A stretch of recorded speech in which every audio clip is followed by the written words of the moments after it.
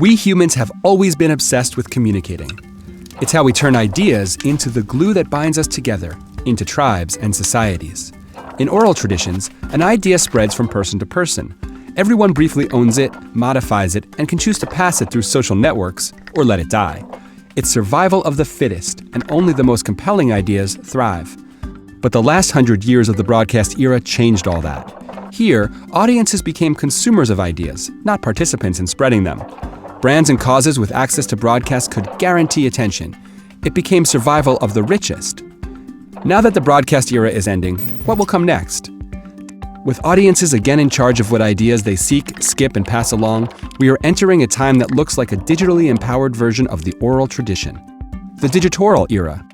Here, it's survival of the fittest again. And what kind of ideas survive in any oral tradition? Stories. It's time we all became storytellers again. But how? It starts by thinking of your brand itself as a story. Every communication you create is another chapter in an unfolding epic starring you and your audience.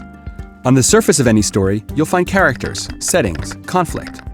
None of these things are placed there by chance.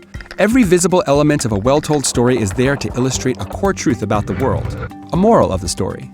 Morals are themselves expressions of values that the storyteller wants to share. Different values create vastly different morals and story surfaces.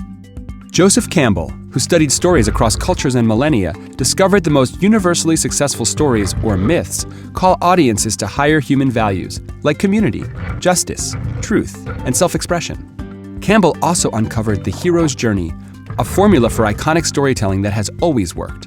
We still see it everywhere, and it provides huge insights for a story-based brand. An unlikely hero, a powerless outsider, muddles through a broken world. She wants to live out her higher values but feels powerless to do so. Then she meets a mentor who tells her so much more is possible. He gives her a magic gift and calls her to a dangerous adventure of self-discovery. On this adventure, she confronts the evil source of the world's brokenness and seizes a treasure with which she comes back to heal society. Audiences thrill to hear this story again and again. Brands can use this formula to become storytelling masters too. How? Start with the hero. This hero doesn't start out as the insider, the one with the power. She is an outsider to your brand. So she's not you. The hero of your story is your audience. So if you're not the hero, who are you? The mentor. You are the character that reveals more is possible. You work to connect audiences to their deeper values. You teach a core truth, a moral of the story, that provides hope to heal a broken world.